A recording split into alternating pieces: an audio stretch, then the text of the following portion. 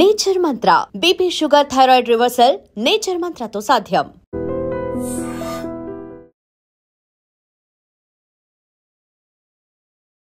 నమస్తే, welcome to I Dream talking point with కవిత.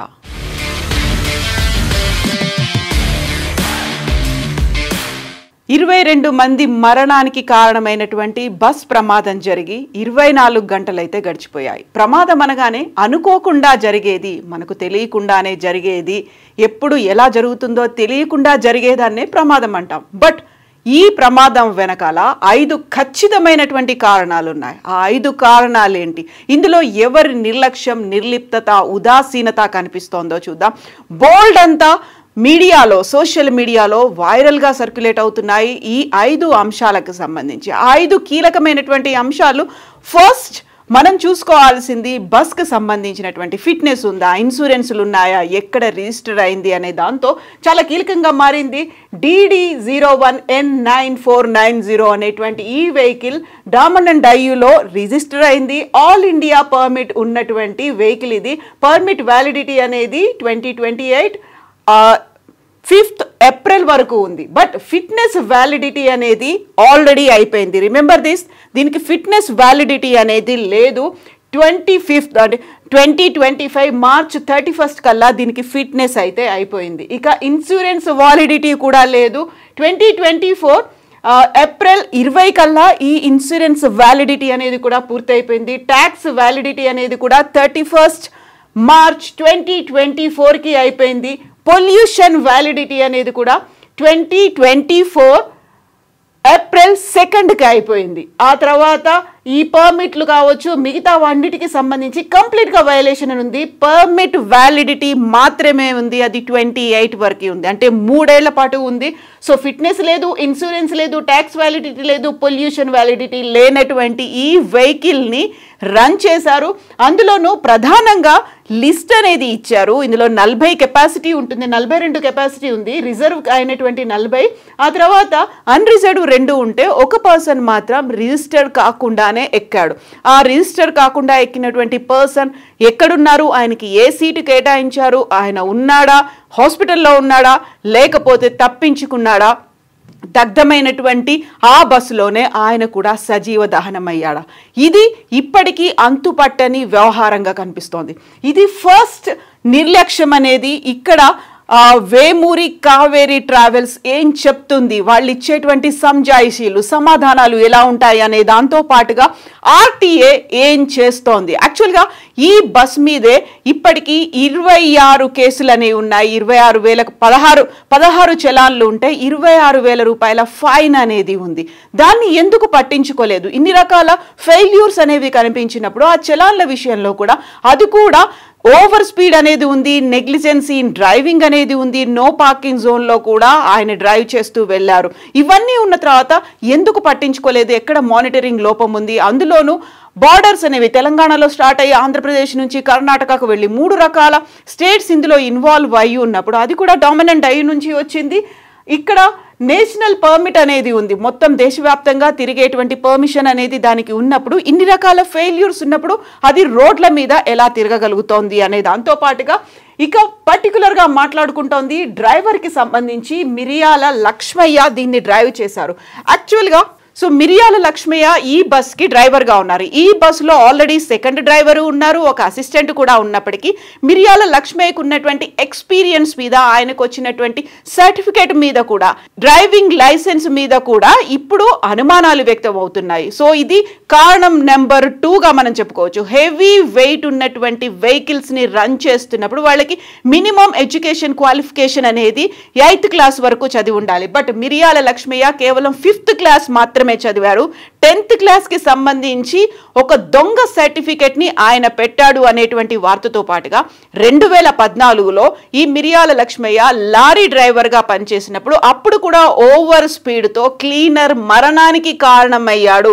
ఆయన ఆ కాలంలో జైలుకు కూడా వెళ్ళొచ్చాడు అనేటువంటి మాట కూడా ఇప్పుడు వినిపిస్తోంది. సో మిరియాల లక్ష్మయ్యకి 10th క్లాస్ ఒక ఫేక్ సర్టిఫికెట్ ఇవ్వడంతో పాటుగా వేమూరి కావేరీ ట్రావెల్స్ బస్సులో ఈయన ఎప్పటి నుంచి డ్రైవర్ డ్రైవర్గా వర్క్ చేస్తున్నాడు అనేది కూడా కీలకంగా మారింది. ఇక థర్డ్కి సంబంధించి చూస్తే శివశంకర్, ఆ బైకర్ గురించే మొత్తం అంతా మాట్లాడుకుంటున్నారు. బైకర్కి సంబంధించి ఇప్పుడు మనం చూస్తే మనకి యాక్సిడెంట్ జరిగింది 24th, అంటే అక్టోబర్ 24th జరిగింది. ఆయన పెట్రోల్ పంప్ దగ్గరికి వచ్చి పెట్రోల్ కొట్టించుకోవడానికి వచ్చినప్పుడు ఆ పల్సర్ బైక్ తీసుకొని వచ్చాడు. టైం కూడా చూస్తే 2:23, అంటే ఎర్లీ అవర్లో ఆయన పెట్రోల్ కొట్టించుకోవడానికి వచ్చాడు. అక్కడ చాలాసేపు వెయిట్ చేశాడు. తనతో పాటుగా ఇంకొక పర్సన్ కూడా వచ్చి ఉన్నాడు.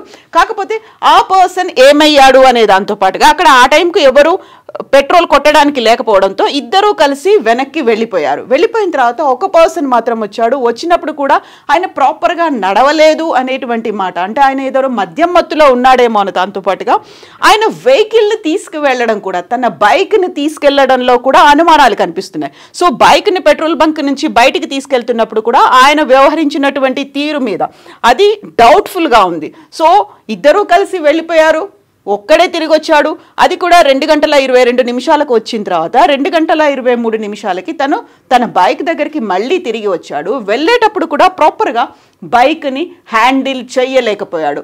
రివర్స్ తీసుకొని వెళ్ళాలి అంటే సాధారణంగా ఇలాంటి పద్ధతిని ఎవరు యూస్ చేయరు. ఆ పద్ధతి చేశాడు. ఆ తర్వాత స్టార్ట్ చేసుకొని వెళ్ళినప్పుడు కూడా ఆ వెహికల్కి సంబంధించి హ్యాండిల్ చేయలేకపోయాడు. ఆయన ఏమైనా మద్యం మత్తులో ఉన్నాడా, శివశంకర్ మద్యం మత్తులో ఉన్నాడా అనే దాంతో పాటుగా ఆ వెహికల్, తను పల్సర్ వెహికల్కి సంబంధించి ఫ్యూయల్ ట్యాంకర్ కూడా బస్ కింది భాగంలో ఇరుక్కుపోయింది.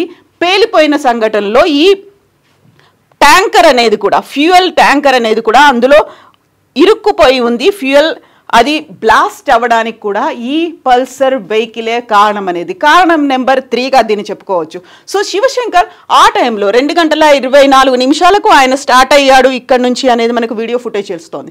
సో ఆ టైంలో అంటే మనకి ఇన్సిడెంట్ జరిగింది 3:30 అన్నప్పుడు ఆ పెట్రోల్ బంక్లో నుంచి అక్కడికి ఇన్సిడెంట్ జరిగినటువంటి చిన్న టేకూరు దగ్గరికి రావడానికి ఎంత సమయం తీసుకున్నాడు? గంట పట్టిందా ఏంటి? 2024కి ఆయన బయలుదేరి వెళ్ళాడు. అది కారణం నెంబర్ 3గా కనిపిస్తోంది. ఇక కారణం నెంబర్ 4 అనేది చూస్తే 234 సరికొత్త మొబైల్స్ అనేవి ఇందులో కనిపిస్తున్నాయి. యూజువల్గా అది ప్యాసింజర్ ట్రావెల్ కోసం ఉపయోగపడినప్పటికీ కార్గో లాగా కూడా ఇక్కడ కేవలం ప్యాసింజర్స్ లగేజ్లు పెట్టాల్సినటువంటి ప్లేస్లో ఇక్కడ నుంచి ఒక ట్రాన్స్పోర్ట్ కోసం బయటి ప్రాంతాలకు వెళ్ళడానికి కార్గో లాగా కూడా ఉపయోగిస్తుంటారు. అందులో 234 న్యూ సెల్ ఫోన్స్ అనేవి ఉన్నాయి. దానిని రియల్మీ కంపెనీకి చెందినటువంటి ఫోన్లని బాక్సుల్లో మంగనాథ్ అనే వ్యాపారి ఆ బస్సులో దాన్ని లోడ్ చేశారు. అక్కడ నుంచి బెంగళూరులో ఉన్నటువంటి ఫ్లిప్కార్ట్కి వెళ్లాల్సి ఉంది. 234 న్యూ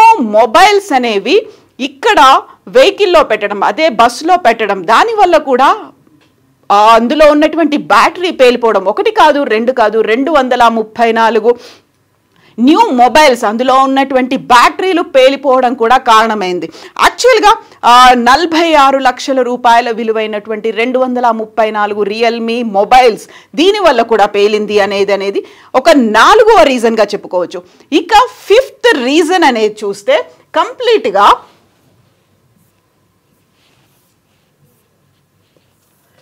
వెహికల్కి సంబంధించి కనిపిస్తోంది. 5th రీజన్ వెహికల్ ఓవరాల్ బాడీకి సంబంధించి. యాక్చువల్గా ఈ 42 మంది ప్రయాణించేలా ఉండేటువంటి ఈ వెహికల్ అది కూడా లేట్గా స్టార్ట్ అయింది. అందులో టైమింగ్ అనేది 9:30కి డిపార్ట్ అవ్వాల్సినటువంటి అవసరం ఉంది. 9:30కి అది స్టార్ట్ అవ్వలేదు. 9 గంటల జర్నీతో అది బెంగళూరుకి చేరుకోవాలి. బట్ అది వెళ్ళకపోవడం అనేది కూడా చాలా ఈ దారుణం జరగడానికి కారణమైంది. అందులోనూ లేట్గా స్టార్ట్ అయింది, ఓవర్ స్పీడ్తో వెళ్తోంది. At the same time bus బాడీకి సంబంధించి చూస్తే మనం కారణం నెంబర్ 5 కనుక చూసుకున్నట్టయితే బస్ బాడీలో ఎక్కువగా ఐరన్ని ఉపయోగిస్తే బరువు ఎక్కువ ఉంటుంది కాబట్టి ఆ స్పీడ్ని అందుకోలేవు. అందువల్ల అల్యూమినియంతో తయారైనటువంటి బాడీని పెడతారు. ఎట్ ద సేమ్ టైం అక్కడ ఉన్నటువంటి సీట్లలో కూడా ఒక ఫైబర్ కంటెంట్తో పాటుగా స్పాంజ్లు అనేవి ఉండడం వల్ల ఈజీగా అది మంటలు వ్యాప్తి చెందడానికి ఉపయోగపడుతుంది. అండ్ డ్రైవర్ దగ్గర కూడా ఒక అలారం అనేది ఉండాలి, ఇలాంటి ప్రమాదాలు ఏదైనా సంభవించినప్పుడు అలర్ట్ చేయడానికి. బట్ అలాంటి ఫెసిలిటీ లేదు. At the same time emergency డోర్కి సంబంధించి అది ఏసీ కూడా ఉంది. అందులో విపరీతమైనటువంటి మంటలు వ్యాపించాయి. 2 నుంచి 3 నిమిషాల్లోనే ఈ సంఘటన జరిగినట్టుగా, బస్ మొత్తం మంటలకి అంటుకున్నట్టుగా ఫోరెన్సిక్ నిపుణులు అయితే అంచనాలు వేస్తున్నారు. సో ఓవర్ స్పీడ్తో వెళ్ళినటువంటి బస్ కింద శివశంకర్ తన బైక్తో వెళ్ళడం వల్ల అది గుద్దుకుంది. వెనకాల నుంచి వచ్చినటువంటి బస్ దాన్ని గుద్దడం వల్ల శివశంకర్ ఎగిరి పడిపోయాడు, అక్కడ చనిపోయాడు. ఆ తర్వాత ఆ వెహికల్ కూడా బస్ బాడీ కిందికి చేరింది. అలా 200 మీటర్ల దూరం ప్రయాణించింది. ఈ ప్రయాణించడంలో ఎగిసినటువంటి నిప్పురవ్వలతో బైక్ ట్యాంకర్ మంటలు అంటుకున్నాయి. ఆ తర్వాత అదే మంటలు బస్కి అంటుకున్నాయి.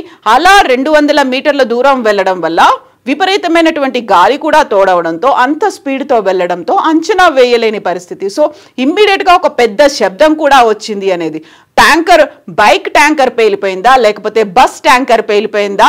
దీనికి తోడుగా 234 మొబైల్స్కి సంబంధించి వరుసగా బ్యాటరీలు కూడా పేలిపోవడం, వీటన్నిటి నేపథ్యంలోనే బస్కి అంత తీవ్ర స్థాయిలో మంటలు అంటుకున్నాయి. ఈ 5 కారణాల వల్ల, ఇందులోనూ కంప్లీట్గా ఏ ఒక్కరినో బ్లేమ్ చేయడానికి లేదు. అందులో ఈ డ్రైవర్కి సంబంధించి ఉన్నటువంటి ఇష్యూస్. సో మిరియాల లక్ష్మయ్య కంప్లీట్గా ఆయన అన్ఎలిజిబుల్ క్యాండిడేట్. యాక్చువల్గా డ్రైవ్ చేయడానికి తనకు కావలసినటువంటి సరైన లైసెన్స్ లేదు, దానికి క్వాలిఫైడ్ పర్సన్ కూడా కాదు. అదొక ఇష్యూ. అయితే సెకండ్ ఇష్యూ, అందులో ఉన్నటువంటి మెకానిజం అనేది కూడా ప్రాపర్గా లేకపోవడం.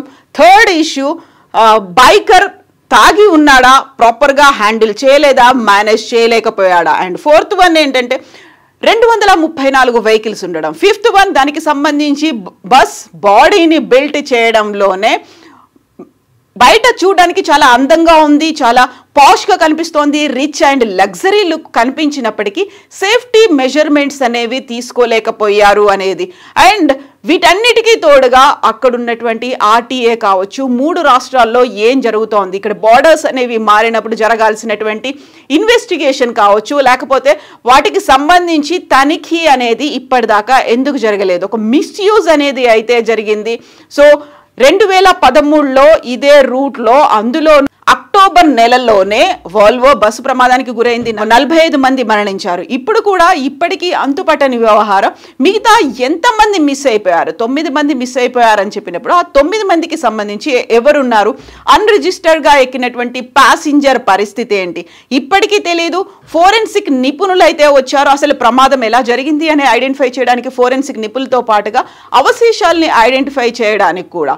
ఇమాజిన్, అసలు అక్కడ ఏ కండిషన్లోనూ ఎవరిని ఐడెంటిఫై చేయలేని పరిస్థితుల్లో బాడీలు ఉన్నాయి కాబట్టి దానికి కూడా మళ్ళీ ఫోరెన్సిక్ అంటే మిగిలిపోతే ఎముకలు ఏమైనా మిగిలిపోతే ఎముకల నుంచి DNA శాంపిల్ తీసి చేయాలి. ఆర్ఎల్స్ ఎముకలు కూడా గుర్తించలేని స్థితిలో బూడిదగా మారిపోయి ఉంటే దంతాల నుంచి శాంపిల్స్ తీసి DNA టెస్ట్ అనేది చేయాల్సినటువంటి అవసరం ఉంది. సో ఫోరెన్సిక్ అనేది అటు అక్కడ ఉన్నటువంటి ప్యాసింజర్స్ ఎవరెవరికి ఎలాంటి ప్రమాదం జరిగింది, ఏ సీట్లలో కూర్చున్నారు, ఏ ఫ్యామిలీ మెంబర్స్ అనేది ఐడెంటిఫై చేయడంతో పాటుగా ప్రమాదం ఎలా జరిగింది, దానికి ప్రాపర్గా క్వాలిఫైడ్ కానీ డ్రైవర్ వల్ల అయిందా, బైకర్ వల్ల అయిందా, బస్ బాడీ వల్ల అయిందా, లేకపోతే ఆ స్పీడ్ వల్ల అయిందా, ఫోన్లు పేలిపోవడం వల్ల అయిందా, వీటన్నిటికి సంబంధించి ఈ 5 కారణాలు చాలా కీలకంగా ఉన్నాయి. అండ్ వీటన్నిటికీ మించి ఉన్నటువంటి నిర్లక్ష్యం, కనిపిస్తున్నటువంటి నిర్లిప్తత, ఉదాసీనత.